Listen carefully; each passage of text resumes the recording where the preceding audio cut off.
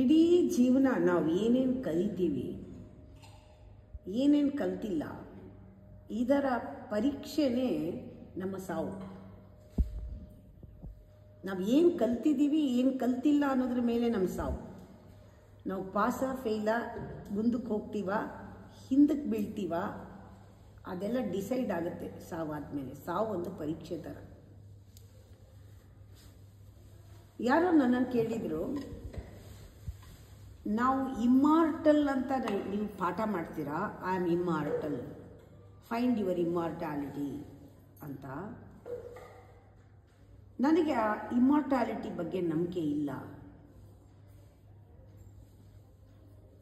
ನಾವು ಸಾಯ್ತೀವಿ, ಮತ್ತೆ ಹುಟ್ಟು ಬರ್ತೀವಿ, ಅದು ಹೆಂಗೆ ಇಮ್ಮಾರ್ಟಲ್ಲು? We are ಮಾರ್ಟಲ್ಸ್. ನಾನು ಅವ್ರಿಗೆ ಹೇಳಿದೆ, ನೋಡಿ ಆ ಪದನೇ ತೆಗೆದುಬಿಡಿ, ಅವಾಗ ಅರ್ಥ ಆಗುತ್ತೆ. Don't try to understand the word immortality. ನಾನು ಕೇಳಿದ ಪ್ರಶ್ನೆಗೆ ಉತ್ತರ ಕೊಡಿ ನೀವು. ನಾನು ಇಷ್ಟೇ ಕೇಳೋದು, ನಿಮಗೆ ನಾಳೆ ತನಕ ಬದುಕಿರಬೇಕು ಅಂತ ಆಸೆ ಇದೆ ಅಲ್ವಾ? ಎಲ್ಲರಿಗೂ ಇದೆ ಅಲ್ವಾ? ಇದೆ. ಹೋಪ್ ಇದೆ ಅಲ್ವಾ?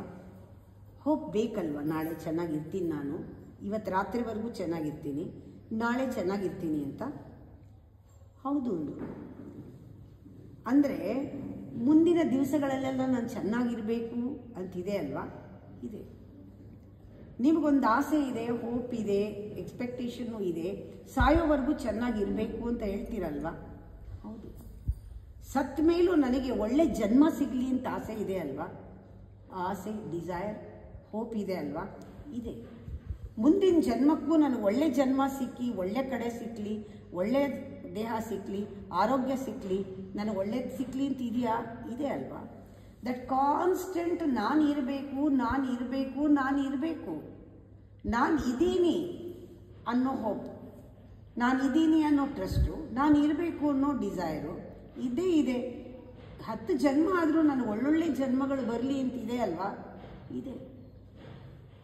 ಇದನ್ನು ಇಮ್ಮಾರ್ಟಾಲಿಟಿ ಅಂತಾರೆ. That itself is immortality. You think in immortality, but you say, I don't agree the word immortality. ಇವಾಗ ನಿಮ್ಗೆ ಇಮ್ಮಾರ್ಟಾಲಿಟಿ ಅರ್ಥ ಆಯ್ತಲ್ವಾ? ಹಾಗೆ ಅದ್ವೈತ ತತ್ವ ಅದನ್ನು ಎಕ್ಸ್ಪ್ಲೇನ್ ಮಾಡಿ ಡಿಫೈನ್ ಮಾಡೋಕ್ಕಾಗಲ್ಲ. ನಾನು ಬ್ರಹ್ಮ ಅನ್ನೋದು ಬರೀ ಡೆಫಿನಿಷನ್ ಅಲ್ಲ. ಬ್ರಹ್ಮ ಭಾವ ನಮಗೆ ಪ್ರತಿ ಜನ್ಮದಲ್ಲೂ ವಿಕಾಸ ಆಗಬೇಕು, ದೊಡ್ಡದಾಗಬೇಕು, ಇನ್ನೂ ಬೆಳಿಬೇಕು, ಚೆನ್ನಾಗಾಗಬೇಕು, ನಾ ಬರ್ತಾ ಬರ್ತಾ ಆವರಿಸ್ಕೋಬೇಕು, ನನ್ನ ಬುದ್ಧಿ ವಿಶಾಲ ಆಗಬೇಕು ಅಂತ ಇದೆಯಲ್ಲ, ಅದೇ ಆತ್ಮದ ಸ್ವಭಾವ. ಅದು ಆತ್ಮ ನಶಿಸಕ್ಕೆ ತಯಾರಿಲ್ಲ. ಯಾಕೆಂದರೆ ಅದಕ್ಕೆ ಗೊತ್ತು ಅದರ ಸ್ವಭಾವ ಬೆಳೆಯೋದು, ಹರಡೋದು.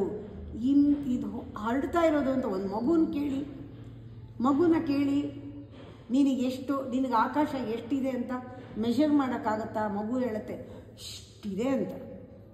It can't. ಅದೇ ಥರ ಮಗು ಥರ ಇರಿ ನೀವು. ಪರ್ವತ ಎಷ್ಟು ದೊಡ್ಡದು ಅಂತ ಕೇಳಿದ್ರೆ ಮೆಷರ್ ಮಾಡೋಕ್ಕಾಗತ್ತಾ?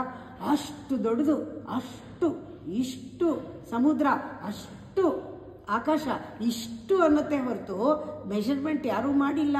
ಹಾಗೆ ಪರಮಾತ್ಮನೂ ಮೆಷರ್ ಮಾಡೋಕ್ಕಾಗಲ್ಲ. ನಾವು ಮಗು ಥರ ಆಗಿಬಿಟ್ರೆ ನಾವು ಯಾವುದನ್ನು ಡೆಫಿನಿಷನ್ಗೆ ಮೆಷರ್ಮೆಂಟ್ಗೆ ಇಡೋದಿಲ್ಲ. ಅದಕ್ಕೆ immortality, don't measure it, don't understand it, feel the immortality because it is expansion ಆಗೋದು. ಅದಕ್ಕೆ ಇದು ಮುಗಿಯೋ ಅಂಥದ್ದಲ್ಲ, ಅದು ನಾನ್ ಎಂಡಿಂಗ್ ಪ್ರೋಸೆಸ್. ಇದಕ್ಕೆ ಮುಗೀತು ಅನ್ನೋದಿಲ್ಲ.